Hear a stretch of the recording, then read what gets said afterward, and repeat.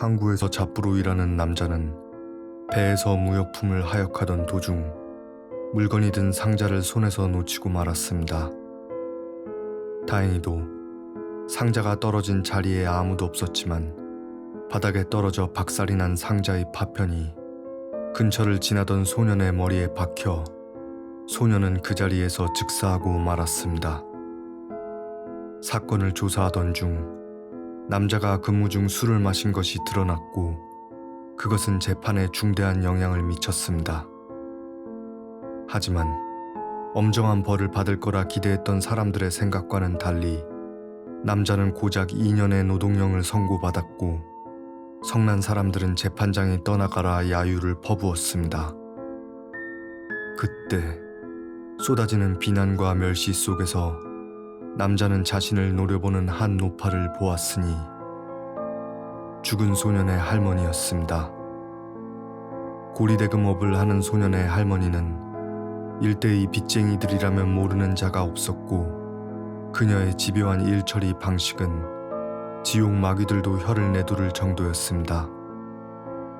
이틀 뒤 노동수용소에 도착한 남자. 수용소에 도착하자마자 남자는 국경의 성벽을 쌓는 일에 투입되었습니다.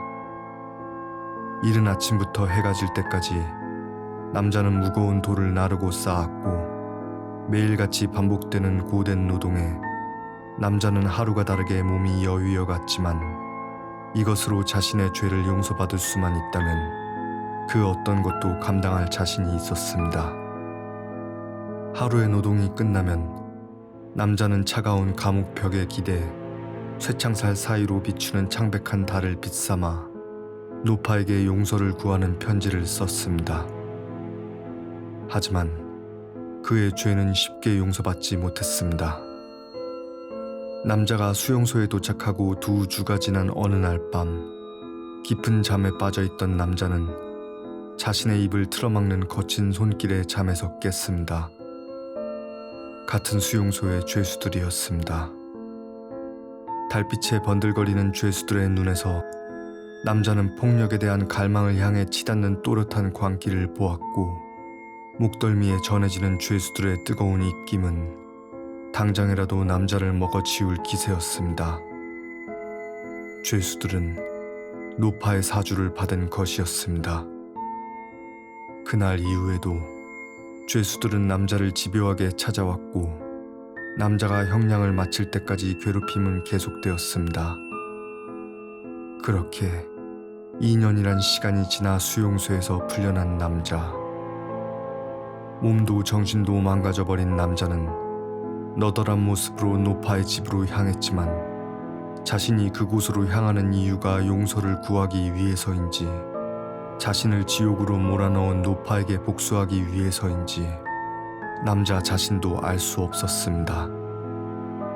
하지만 남자가 도착한 노파의 집에 노파의 모습은 보이지 않았습니다. 오랫동안 방치되어 먼지 쌓인 식기들과 가구들 뿐. 남자의 재판이 끝나고 며칠 뒤 손자의 빈자리를 견디지 못한 노파는 처마에 목을 매 스스로 목숨을 끊은 것이었습니다. 그렇습니다. 남자를 괴롭힌 죄수들은 노파의 사주를 받은 것이 아니었습니다. 죄수들이 노파의 사주를 받았다고 생각한 남자는 죄수들이 행사하는 무자비한 폭력이 자신이 지은 죄에 대한 응당한 대가라고 믿었고 그 이루 말할 수 없는 고통에 찬 세월을 용서와 구원을 기다리며 참았던 것이었습니다. 한편 더는 괴롭힐 상대가 사라진 죄수들은 새 장난감을 물색하던 도중 얼마 전 수용소에 입소한 신입을 보았습니다. 무엇이 신입을 괴롭히는지는 알 수 없으나 신입은 내면의 고통을 받고 있는 게 틀림없었고 그 모습을 보는 죄수들의 얼굴에 잔인한 미소가 떠올랐습니다.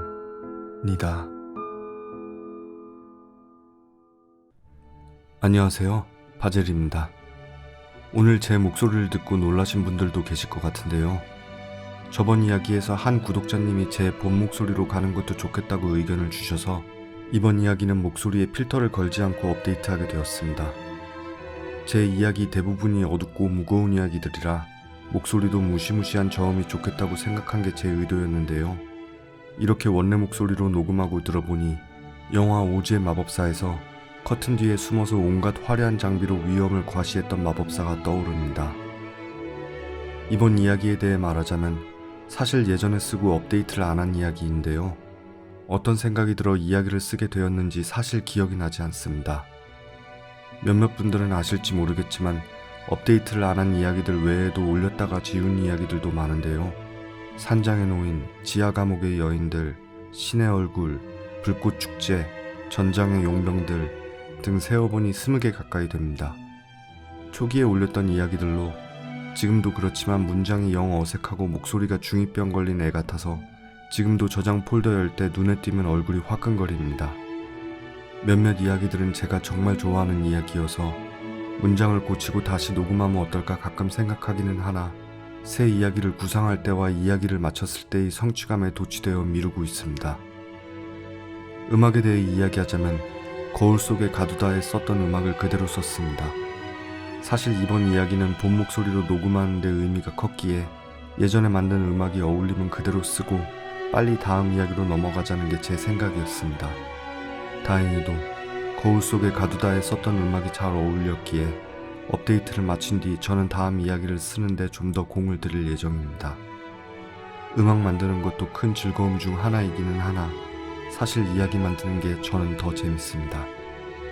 아무튼 다음 이야기는 더 흥미롭고 재밌을 수 있도록 노력하겠습니다. 오늘도 제 이야기를 들어주신 여러분께 진심으로 감사드리며 저는 다음 이야기에서 뵙겠습니다. 감사합니다.